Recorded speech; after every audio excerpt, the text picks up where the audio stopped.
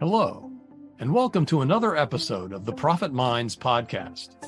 I'm your host, Dr. Stephen Kirch, creator of the Profit Minds Growth System, a unique blend of profit growth, productivity acceleration, and building robust business process for scale.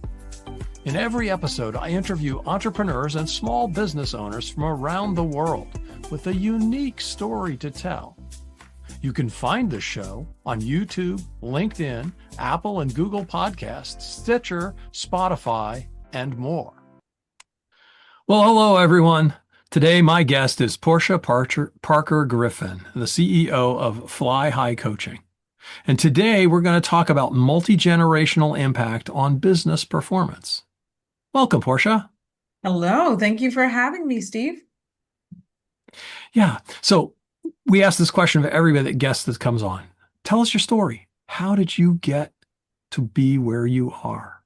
All right. Well, I have an undergraduate degree in psychology. And after deciding that I didn't want to stick to the original plan of becoming a counseling psychologist, I fell into the world of financial consulting right after undergrad. And it was painfully boring for most people because it was about tax credits and financial incentives for businesses. But the great part of it was that I got to see how a small to mid-sized consulting firm worked and operated, and I got that experience. I ended up in sales, which is surprising because I'm an introvert, and had a lot of people's corporate stories, Steve. I was stressed out, overworked. I had a health scare at 25, and I decided, if I'm going to be selling and under this pressure, I want to do it with something that I'm interested in. And so that's when I heard about coaching. And I thought, is this a real thing? Because coaching was not popular, 13 years ago.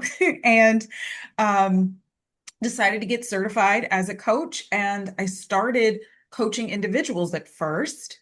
And then fast forward to when I resigned from the consulting firm, one of the companies that I'd helped with tax credits, they were an architecture and design firm in Southern California, so out your way. And the owner said, well, do you do coaching and consulting for businesses? And I said, sure, I do today. And so went in. As of 5 minutes ago, of course. Exactly. And, he'd already trusted me from the previous job. But, and this ties into what we're talking about today, Steve, the main challenge he was having with his team was around multi-generational workplace issues. One of his millennial employees had gone on Glassdoor and had given the company one of those so-so rankings that's just enough to be bad, right? And so they weren't getting the candidates that they wanted, and they were able to trace it back to this Glassdoor review. And he was so shocked. He said, Porschia, how does this employee feel so comfortable sharing this information online when she would never share it with me? And she sees, me on a regular basis. She wouldn't share it with her direct manager. And that was my light bulb moment, Steve, where it was like ding, ding, ding in my head. I thought, there's something different to communication between generations. And this owner was a Gen Xer. And so I saw that divide, right? And that difference. And I thought, well, you know what? I'm a millennial, and this could be a good place to kind of specialize because my age won't be seen as a detriment. It would really be helping to bridge that gap. So that is the not so quick intro into how I got into coaching and consulting with organizations. Yeah. So what is it that makes that conversation so challenging? Oh, there are a lot of things to that. Okay, we can start with my generation, right? Yeah, I'm a boomer, right? So I would say that there are a few kind of key areas. And the good thing is that nowadays, and I would say within the last 5 to 6 years, more people have started talking about the multi-generational, topic. And I think it's an undercurrent in a lot of organizations with some key areas. I will say that some of the top challenges to answer your question that people have are around management style, I would say work-life balance, right? If you believe in that, and communication style. And it's different expectations and how those expectations are communicated that can really be challenges within organizations. And I can dig deeper into each of those challenges, but just at a high level, Okay. each generation tends to think a little differently about areas and communicate those things differently. Yeah, I can certainly imagine the communication thing differently, from my interactions. My daughter works for me, right? And there are things, cultural references that she makes. Some of them I catch, some of them I don't, right? Uh, And I'm sure that although I think she catches most of my cultural references because she's grown up with them, right? The ones that I refer to a lot. But that's because it's a father-daughter thing. If somebody else in that generation might not necessarily appreciate to the same degree those time-honored cultural references, right? So I can understand that sort of communication challenge there. What are some of the other communication things? Because that's really important. I remember when I was taking a class at Intel on leadership and communication, and they told me, and this I will never forget this, the biggest problem with communication from a leader is the illusion that it has happened. In other words, we think as a leader, we've said this thing so many times, and yet it doesn't necessarily go through. And I can imagine that becomes even bigger of a bigger challenge if you're doing it across generations. So talk a little bit about that the communication issue. yes, I completely agree with that point that you just made there. And communication is a great place to start. I think one, because there's so many different ways to connect, right? And then to your point about different generations, there are now more ways to connect than 20, 30, 40 years ago. So just utilizing all of these different ways to connect is one thing. And then understanding the context, also to your point, the references. Sometimes that can come up as well. Um, I think that what they've seen, and I'll say this too, LinkedIn has done some great research on this. I look at lots of different, McKinsey does as well, but I think LinkedIn did some really good research on it, and communication was an area that they highlighted. And it's of high importance to a lot of the younger generation. So specifically in their study, Millennials and Gen Zers, they wanted more consistent communication. So to your point, a lot of the baby boomers and the Gen Xers kind of felt like, hey, well, I said it once and that should be enough, right? That's the Yeah. directive. That's the memo, right? That's what's been put out there. But the consistency in communication was what was prioritized by the younger generations. And so also in, I would say in accordance with that communication, there's transparency, accessibility of management and executives to have conversations. That was another aspect of communication that, in previous generations, the hierarchical structure of an organization, you might not get to see the CEO, the executive team, the directors, maybe even your manager. A lot of younger generations expected that and expected to be able to have open and honest conversations with leadership. So all of that really being baked into company culture is very important, right? And I would say that one other thing they saw, and this kind of ties back to communication too, is that if there's a perceived difference between values and how those values are communicated, a lot of younger generations will start to kind of check out because they kind of believe that companies are in it for financial gain in themselves as well. So if you are communicating consistently, collaborating, sharing messages, teams will be more engaged as well. And something I realized I forgot to mention earlier, Steve, is that when we talk about multi-generational communication, it's also important to think about the so what, right? This is more than just, hey, hand holding, a feel good kind of exercise. When you think about multi-generational workplace issues, communication, these things can be driven back to key business outcomes, right? When we think about employee engagement, which directly leads to, in most cases, profitability, and revenue and performance. So just wanted to hit that as well, in case someone's wondering, why is Yeah. this important to even talk about?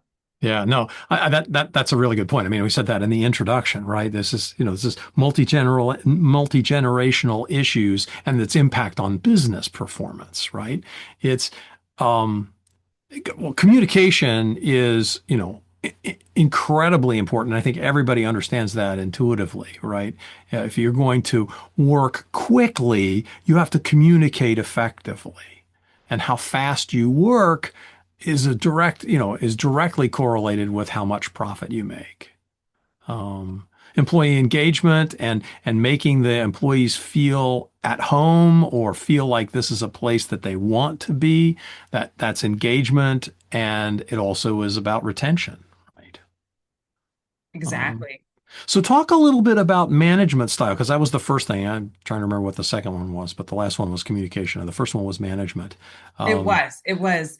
And when it comes to management style, they found that it's really important to provide resources and support to middle management and executives who are leading these multi-generational teams.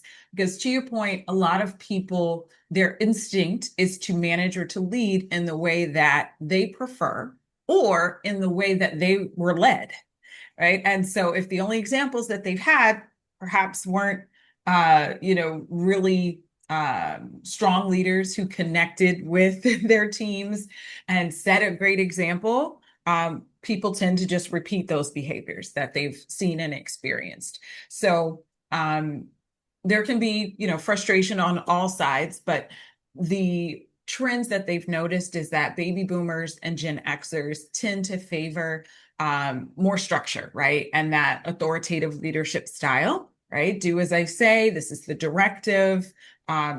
Don't ask many questions in some instances. And millennials and Gen Zers tend to prefer a more collaborative work environment. Also, the perspective of looking at management and leadership is different. So a lot of millennials and Gen Zers tend to look to their managers for instruction, coaching, tips to improve their performance. And this is an important distinction between them and previous generations, because in the past, bosses, managers, they were regarded as content and process experts, right? They were supposed to know how to do most aspects, if not all aspects, right, of the job, what goes on in the department. And that was their role. But younger generations, heavily influenced by the internet, they know that they can go online and find, precise, credible research, information, and now with AI, answers to all of those questions, right? And it's possible to find answers and content from a source that might be an authority that knows more than your manager, right? Or more than yeah, absolutely. an executive, perhaps, at your organization. So younger generations aren't looking for that process expert who knows everything. So that's a key difference. So understanding that, and then supporting people through different aspects. Mentorship is a big one. That's something that can't easily be replicated by AI, right? And you can't just ChatGPT your way to a mentor, right? If a manager can coach their team, mentor their team, those are kind of some of those intangible things to leadership that can be really helpful. Yeah. Yeah, that's so if content is no longer important, or knowledge, per se, right? We're talking about the difference between knowledge and wisdom, I think, right? If knowledge itself is not that important, you mentioned mentoring and that sort of thing, as are the things that are valued in a leader by the younger generations. What does that look like then? How do you, again, well, because it keeps coming back to communication, but how do you make it clear that that's the role that you're willing to take, as opposed to the I'm just going to tell you what to do kind of thing? Great question. And that is something, Steve, that a lot of times we have to have trainings on and create programs around because it can go very deep in an organization depending on how close or how far they are away from having a management style that promotes coaching, promotes mentorship.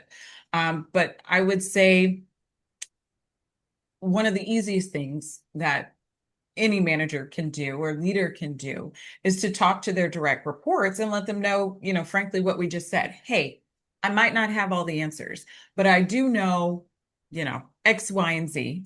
And what I'd love to do is help you, progress through the organization, do your role, to the best of your ability, and we reach our goals. And, we can have conversations to help you if you feel challenged, if you feel stressed, at certain points in time to kind of work through those things. So coming at conversations and, pretty much letting people know that they're open to the conversation of coaching, mentorship, and just really an open communication policy is, I would say, a great first step. But, for some companies, we've helped them, design full, mentorship programs because this was an issue, or trainings around giving and receiving feedback or having difficult conversations, because a lot of managers and leaders aren't necessarily equipped with that from day one, unless someone has told them, right? Yeah. Unless they've had a training. Yeah. This also sounds like it could be a cultural issue for some more established companies who are dealing with this. Do you have to do some cultural work with a leadership team sometimes? A lot of times we do, and that's a great point that you made there. A lot of times, my preferred way of working is to go in and do an organizational assessment, and usually company culture, leadership, and other aspects come up in that organizational assessment. And that is an overarching kind of topic that can really be helpful when you're talking about how to roll out these sorts of changes, across a company. Yeah. So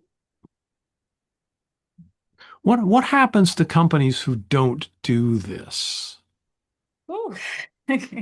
So that's another long one. So some of the key things that we see with organizations when they are having challenges around, it could be, multi-generational workplace issues, culture issues, or a combination of kind of everything that we've talked about. The first clue is high employee turnover.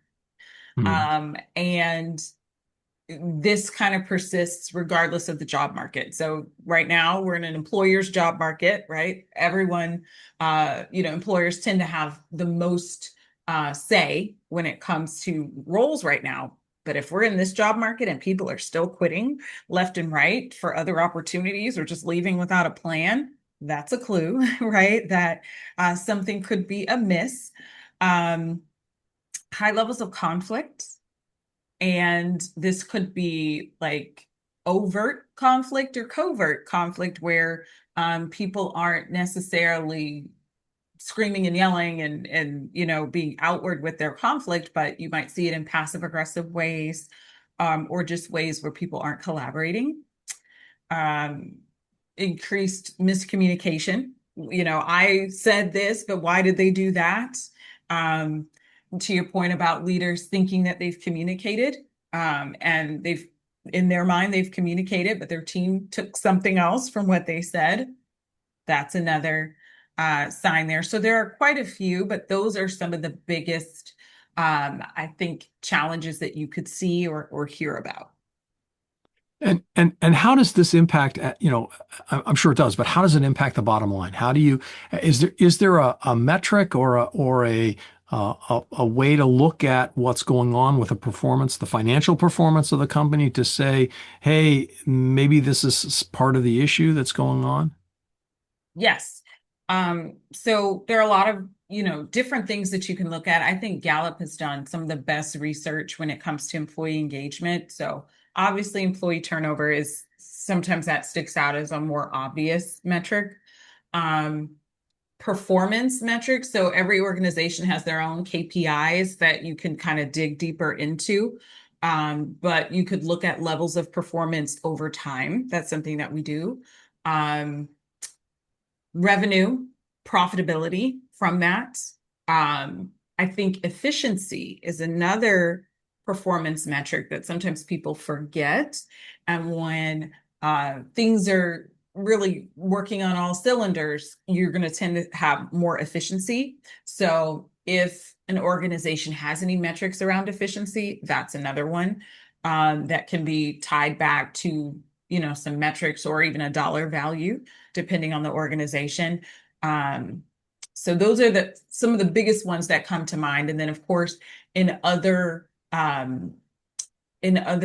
industries outside of like professional services. So if you're thinking about maybe healthcare, manufacturing, things like that, sometimes you can look at safety incidents because people are distracted, right? And when people are distracted, that's another sign that, culturally, there might be something kind of amiss.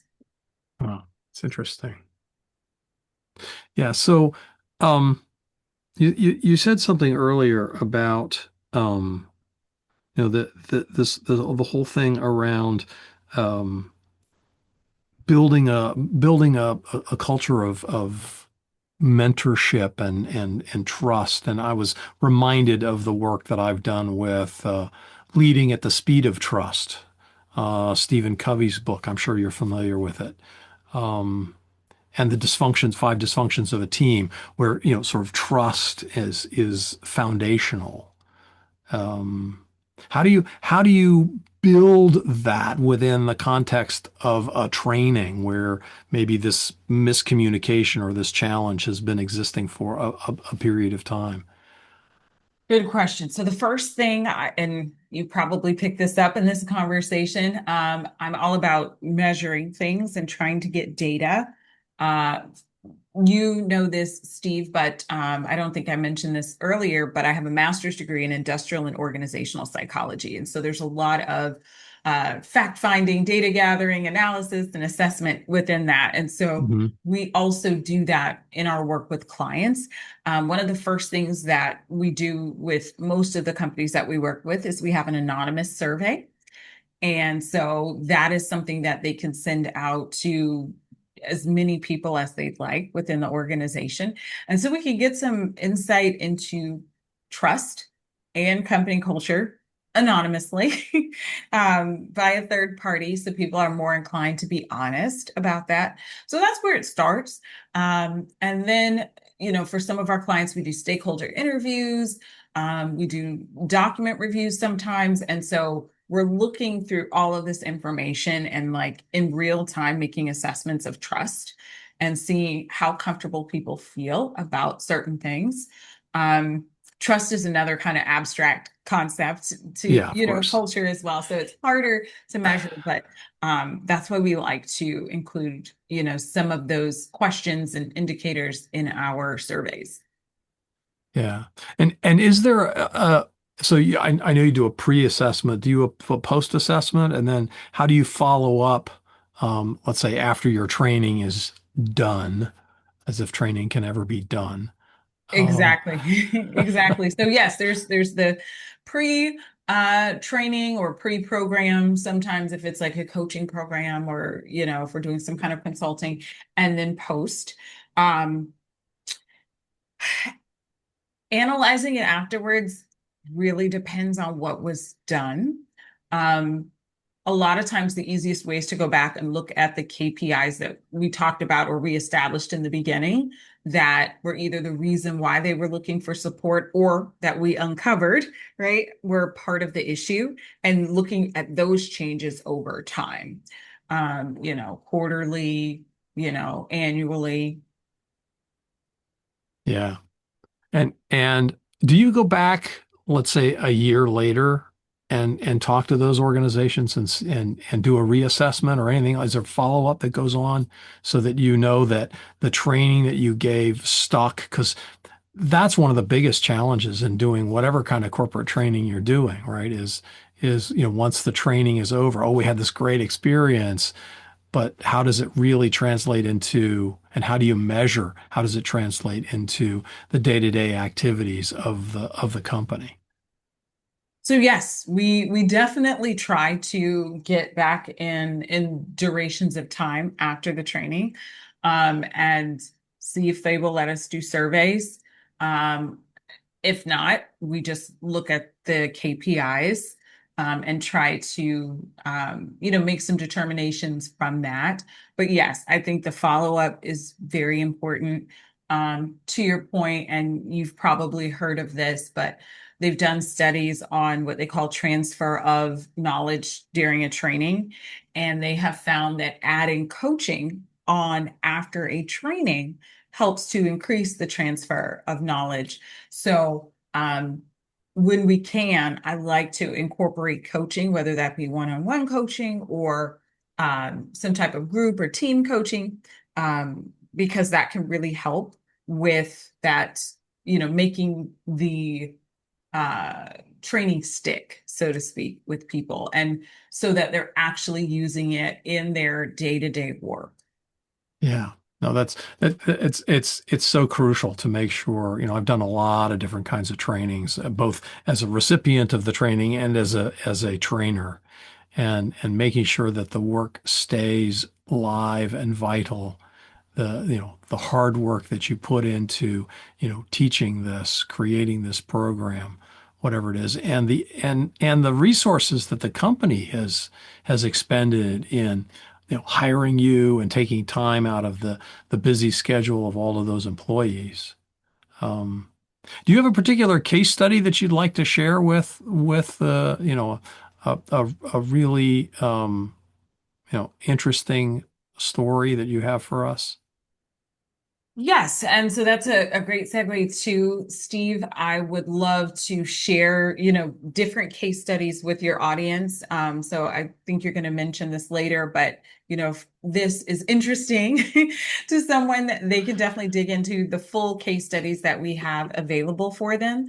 But to give you one example, we worked with a state university in the Northeast, and there was a new director of admissions, and she inherited a team that I would say half of them had been together for 5+ years, and the other half were brand new. She was brand new to the Hmm. region and the university. Um, and she wanted to have, we called it a strategic planning retreat. But there were a lot of leadership elements into this retreat as well. And because she was in admissions, they have a whole kind of planning process around, different seasons in the academic year. And so we came in, we did a 2 full-day training. We included some assessments. So I am a master practitioner, I'll say, of the Myers-Briggs Type Indicator, the MBTI assessment, is something Hmm. you might be familiar with. We incorporated that aspects of leadership development and talking about different generations in the workforce. And our survey results afterwards were, exceeded what she thought. Um, it was 100% of people said that they learned something new that they could use right on the job and apply. That's Um, great. and it was 83% of people said that, oh gosh, what was it? There was another metric that I'm blanking on, but I did remember the 100%. But that's an example, I think, of some of the complexities when it comes to a team and a large organization, and how to put some of this into practice. Great.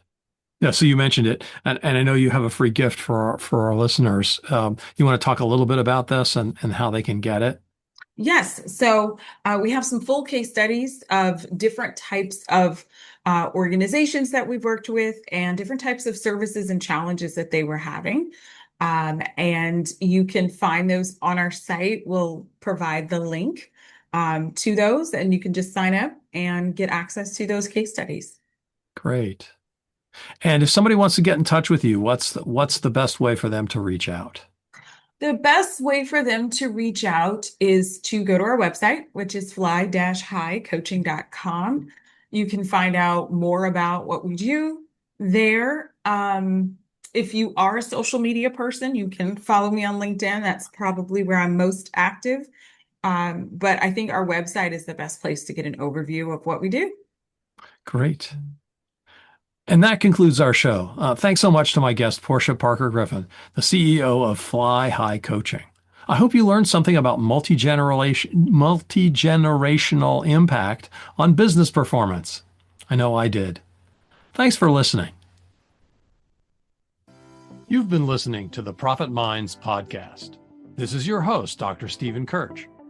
Please visit www.profitminds.net for other episodes or to contact me. Thank you for your positive feedback, comments, questions, and for sharing this show with others. Thanks for listening. Have a grateful day.